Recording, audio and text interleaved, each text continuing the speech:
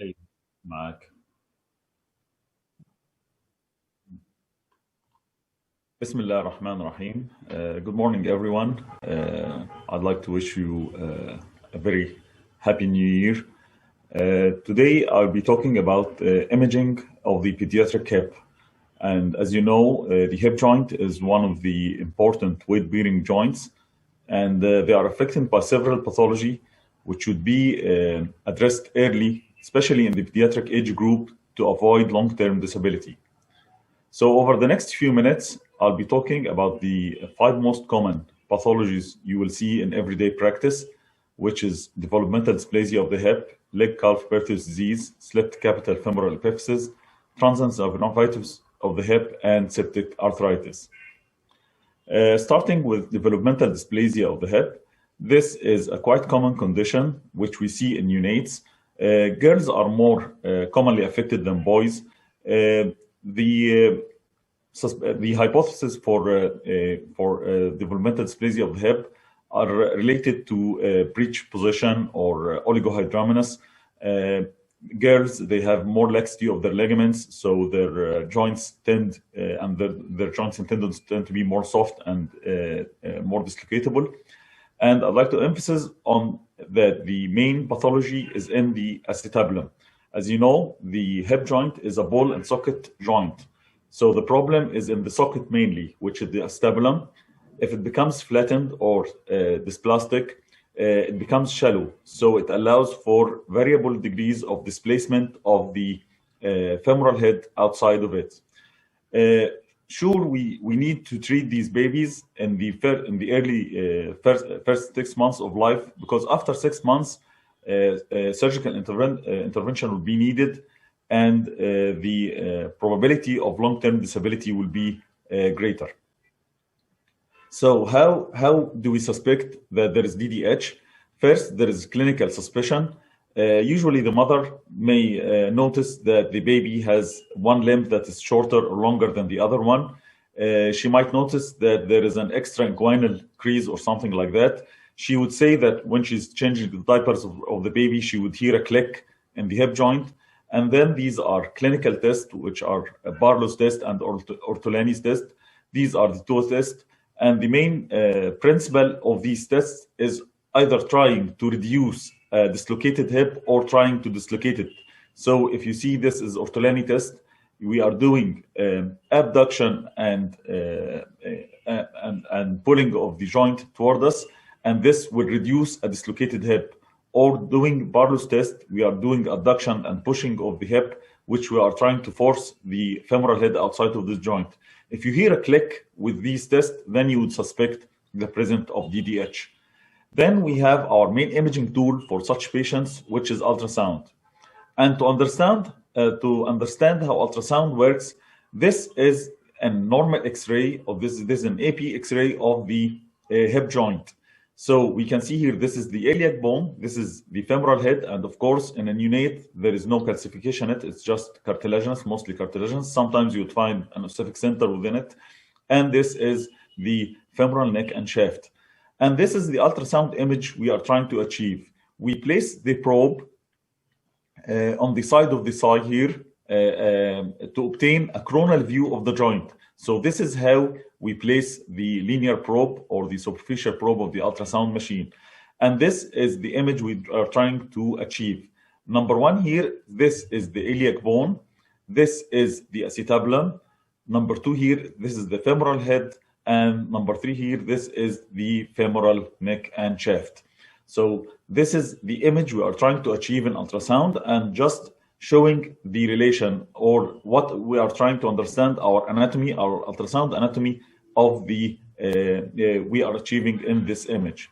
So this is the image we see because I rotated this image 90 degrees, so it can be similar to the X-ray. And this is the ultrasound image you get on the machine during the scan. So this is a sagittal image of the hip joint.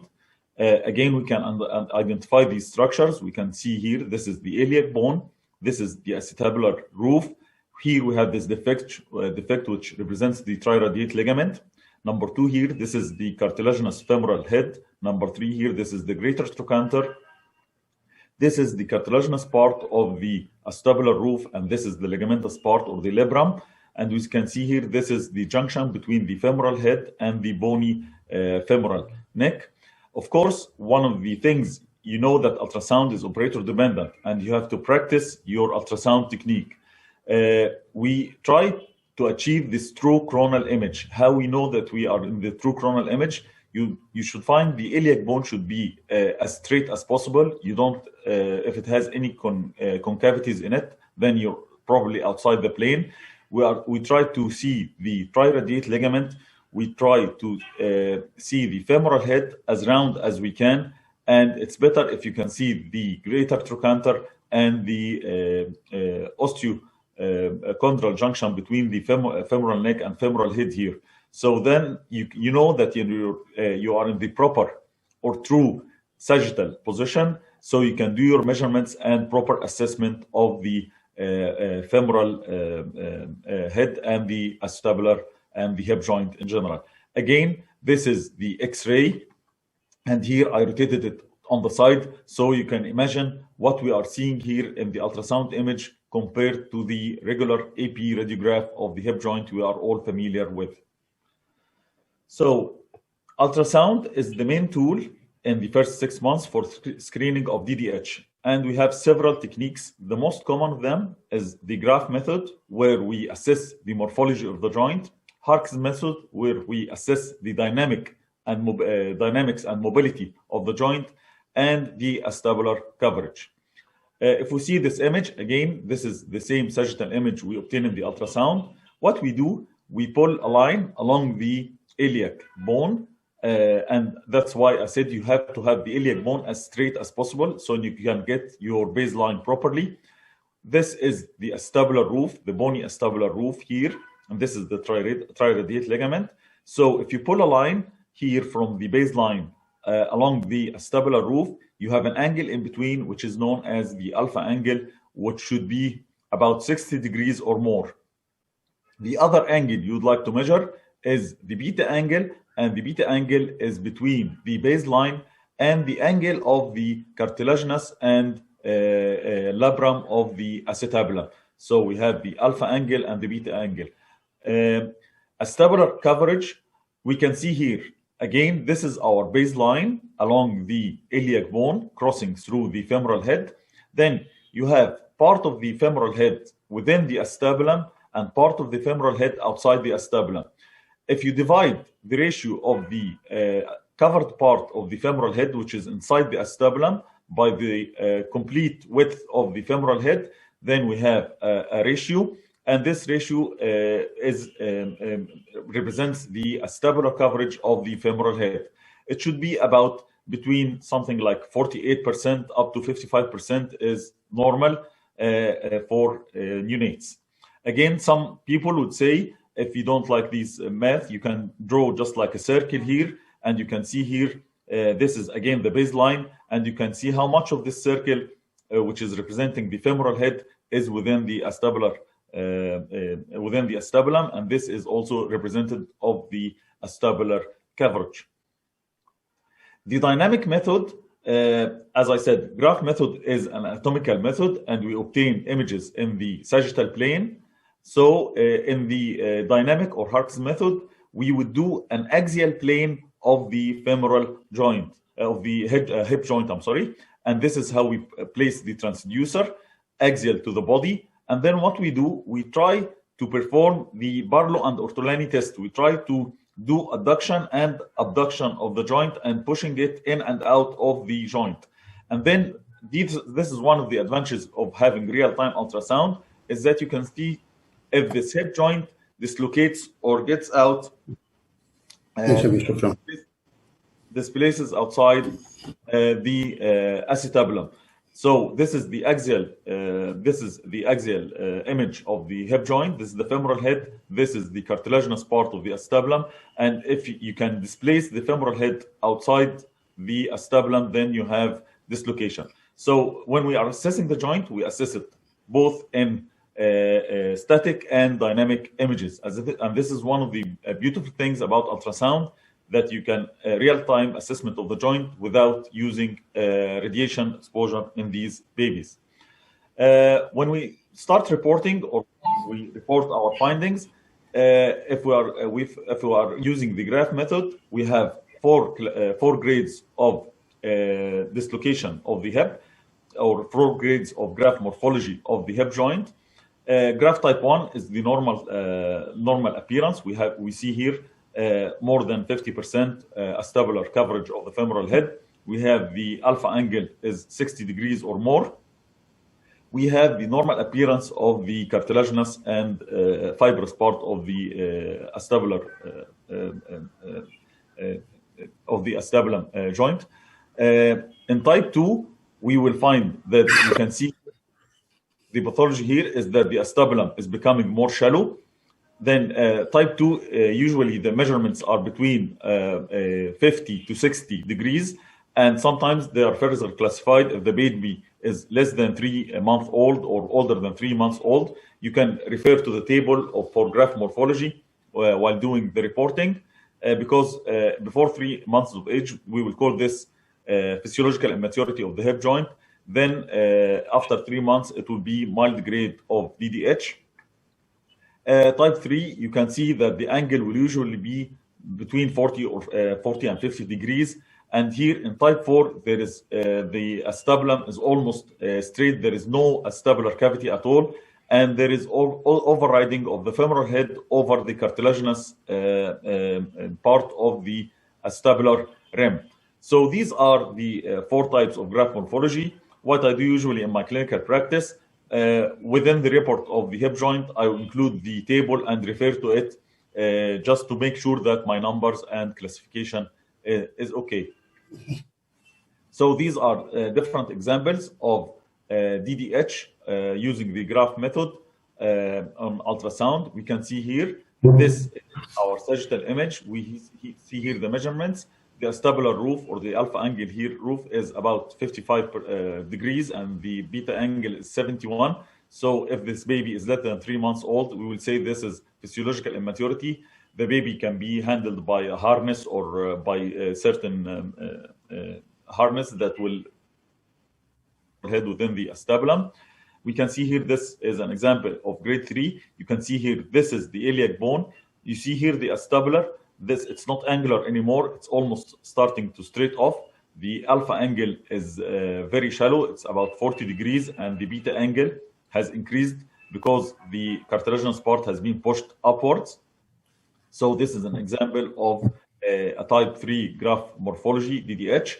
And of course, if you see this image here, you can see the iliac bone here and the acetabular roof is very, very shallow. And there is overriding of the femoral head on part of the cartilaginous part of the acetabular roof, which denotes a graph for morphology DDH.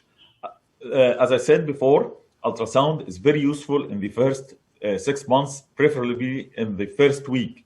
Even some countries now force compulsory screening for DDH for all babies born during their first week of life. So after 6 months, usually the damage has happened already, and if there is recognized dysplasia of the hip, then we will refer to X-rays to assess the degree of dysplasia that's present and the degree of dislocation and morphological changes. What we do, we usually do an AP radiograph of the pelvis like this one, and then we have these lines. We have the Helgen-Reiner line, which is a horizontal line crossing through the triradiate ligaments on both sides. Then we have a line perpendicular on it, which is Perkins line, and this line should touch the outermost part of the acetabular rim. And then we have these both lines forming 4 quadrants. Normally, the femoral head should be in the inner lower quadrant on both sides. So this is a normal X-ray of the hip. You can see here, both femoral heads are within the inner lower quadrant of these 2 lines crossing each other. Then we have this line crossing through the acetabular roof, giving us an angle here, which is called the acetabular angle. And please don't confuse the acetabular angle on X-ray with the alpha angle on ultrasound. Please don't confuse them together. This is an X-ray measurement. The other was an ultrasound measurement. The acetabular angle usually decreases with age. Usually it decreases with age. It's about 20 degrees or less, and it decreases with age. So if the acetabular angle increases, this denotes that there is dysplasia of the acetabular joint. One other line is the Shenton line, which is an arc. Actually, it's more of an arc than a straight line. It's an arc passing through the inferior aspect of the superior pubic ramus and going through the inner aspect of the femoral neck. And we can see it forms a very nice continuous arc together. If this arc is disrupted, then we have dislocation of the hip secondary to dysplasia. If we see this example, if we take our line here, this is Hilgen-Reiner line, and if we do the Perkin line, we will find that this femoral head is displaced upward. It's in the upper outer quadrant. It should be in the lower inner quadrant. You can see even morphologically that if we do the acetabular index, the angle will be very wide in comparison to the normal side here, smaller and shallow. And this is the sequel of late neglected bilateral DDH in an adult. You can see that there is both acetabula are dysplastic and almost flat, and there is pseudo articulation of both femoral heads with the iliac bone, and this is the late sequel we are trying to avoid from the first place. So this sums up my very quick review of DDH. We'll be moving on to the next entity, which is leg-calf-Perthes disease, or shortly known as Perthes disease. And the main pathology here is a vascular necrosis of the femoral head. The age of presentation usually is in school-aged children. It affects males more than females. So remember, DDH was in neonates, and it affected females more than girls more than boys. In Perthes disease, it usually presents in an older age, school-aged children between 5 and 8 years, and usually it affects males, and sometimes it's bilateral in about 15% of the patients. So there are several classifications for Perthes disease. One of the most common ones is Cataract classification. It has 4 stages. The first stage, usually we don't have enough findings to see on radiographs. Thus, the patient will just start complain of pain and limping in the affected joint. Stage 2, we will have early cystic changes and early bone resorption, sometimes with sclerosis, but the femoral head contour will still be preserved. It's very important. Very important. If you talk to orthopedic surgeons, especially pediatric orthopedic surgeons, when talking about hip joint, they are trying to diagnose as early as possible, so they can avoid long-term disability. Because once the joint is affected, usually the damage will be very, very difficult to repair and will usually leave a residual impairment or disability. So up to stage 2, you still have a chance, if you can preserve the shape of the femoral head, that you can have a good outcome for these patients. Stage 3, damage has occurred, and usually the femoral head will start to be necrotic and fragmented. And stage 4, there will be secondary changes of the acetabulum as well, and we usually have great damage to the joint. So if we talk about the early stage, in X-rays, as I said, sometimes the changes are not present or even very, very subtle. So in this, if you see this X-ray and you say it's normal, I wouldn't blame you. But if you just look very, very closely, sometimes you could pick up there is relative widening of the joint on the left side, denoting the which is usually associated with the effusion occurring in the very early stage of the disease. And if you look very well, you will find that the femoral head here, the epiphysis of the femoral head is smaller on the left side than on the right side. And this is one of the early stages of leg-calf-Perthes disease. Try to look for the subtle findings, just like joint widening in the very early stage. So this is the stage I would like you to pick up and see. If you see this would be very good. As we can see here, we have what we call the crescent sign. The crescent sign is you see that the femoral head still preserves its shape, but there is a direct subcortical resorption of bone here, forming this lucent crescent underneath the cortical bone here, and you can see the start of the irregularity of the femoral, the resorption of the bone under it, but still the femoral head contour is preserved. This is stage 2, or the second stage of leg calf bursitis disease. If you can see also here, the femoral head is still intact, still rounded, but you have this very subtle crescent or very subtle lucent subcortical bone resorption here, which is stage 2 of calf bursitis disease. If you can pick this up, this is very important, because the orthopedic surgeon will give instructions to the patient to avoid weight bearing, because you know hip joint is one of the most important joints in weight bearing. If the patient starts standing or doing activity on this joint, he will damage this femoral head. If you can preserve its contour, that's very, very well and very good. So you have to pick up these very subtle findings very early, so you can preserve function and preserve shape of the femoral head. This is the second stage of leg calf bursitis disease, the subchondral bone resorption here. So this sign is known as the crescent sign.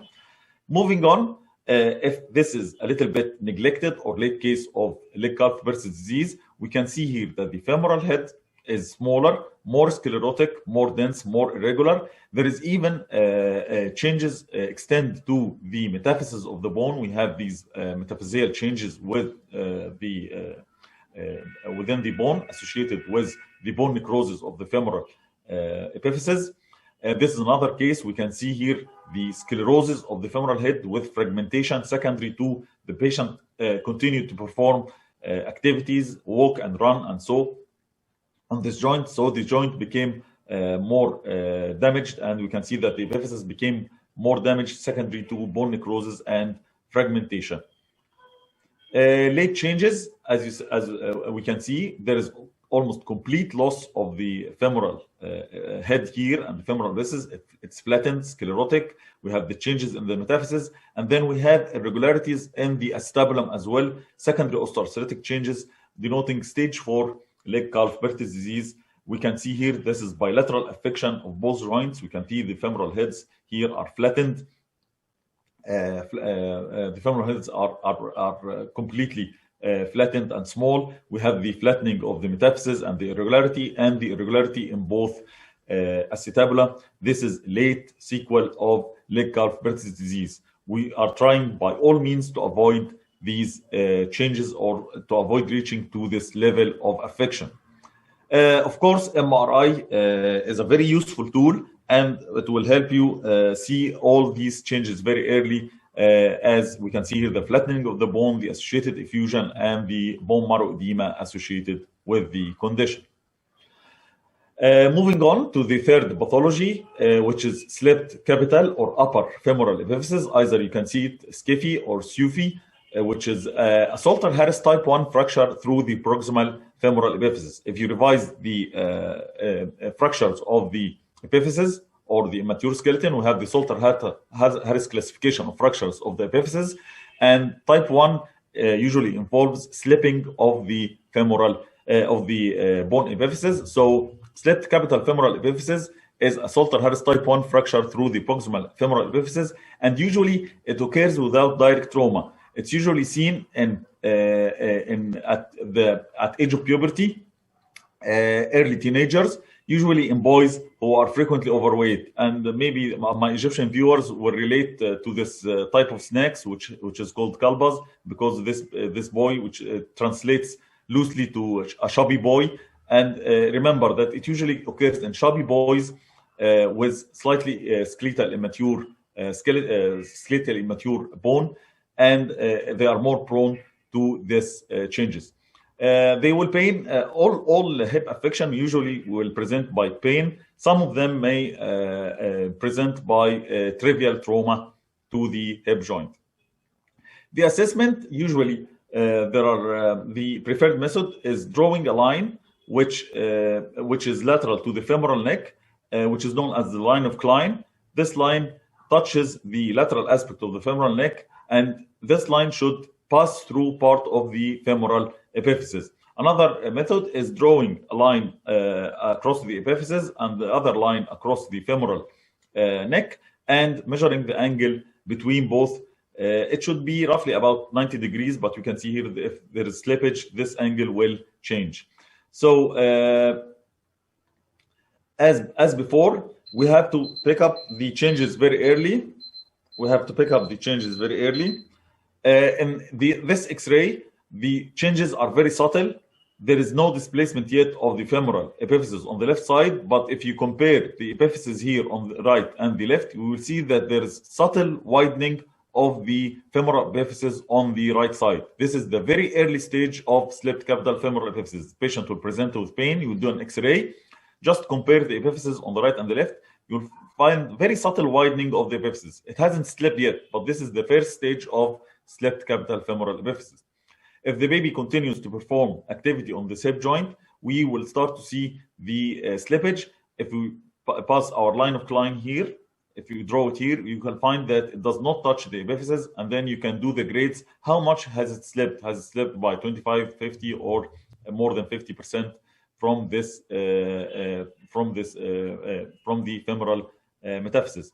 So if you do the line of Klein here, we can see that it slipped inward and outward. Another thing you can notice also, the relative change of the femoral epiphysis size on the left and the right side because of the slipping of the epiphysis changes or gives an impression that its size has changed.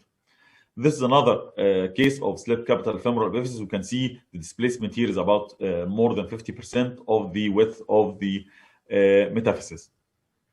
So to sum up the three past disease, so we don't confuse them together.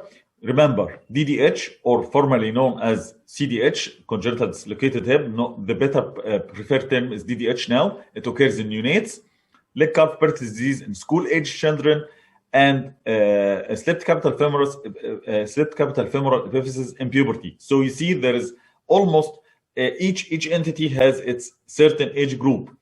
DDH in females, calf paralysis disease and SCFE more in males. Here, because joint laxity, because abnormal shape of the acetabulum. Here, this is idiopathic osteonecrosis of the joint, and here, this is a Salter-Harris fracture of the joint. This is to sum up the previous three entities. The last entity I'll be talking about is hip effusion.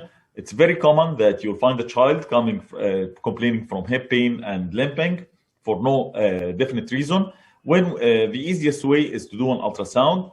And this is how we perform an ultrasound. We try to get a sagittal image of the joint by placing the transducer parallel to the femoral neck. You put it almost perpendicular to the inguinal ligament here along the femoral neck. And this is the ultrasound image you get. This is the femoral neck. This is the metaphysis here. This is the epiphyseal line, and this is the femoral head. And this is the joint capsule. This is normal appearance of the femoral neck and femoral head by ultrasound when assessing effusion. So what we are trying to look for, this is again a sagittal image through the joint. This is the femoral neck. This is the metaphysis. This is the femoral head. And we can see here, this is joint capsule, which is distended by fluid. So this is fluid or hip effusion. The most common cause for hip effusion, which is transient synovitis of the hip, it's an idiopathic condition.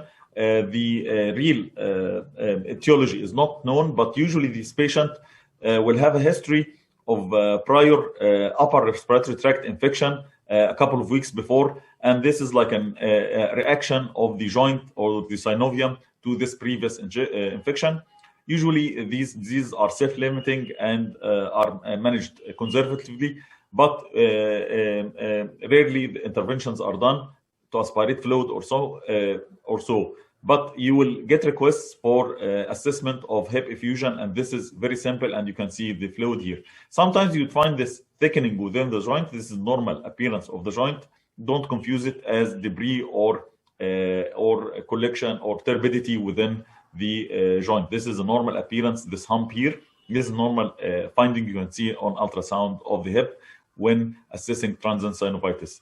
Another common condition you'd be asked to assess, and I usually, unfortunately, I've seen them in units, in ICU units.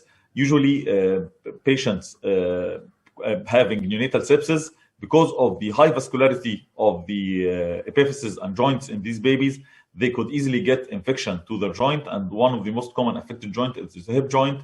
We can see here, this is the femoral head appearing as the stippled appearance, normal cartilaginous appearance. And then it's surrounded here by turbid echogenic fluid surrounding it. And this is the iliac bone. This is the acetabular roof. This baby was assessed for DDH originally. And then I found this turbid fluid around the joint. This was septic arthritis. If you do a color Doppler, sometimes you even find increased vascularity in the synovium, secondary to inflammatory reaction. This is another case of septic arthritis. So consider septic arthritis.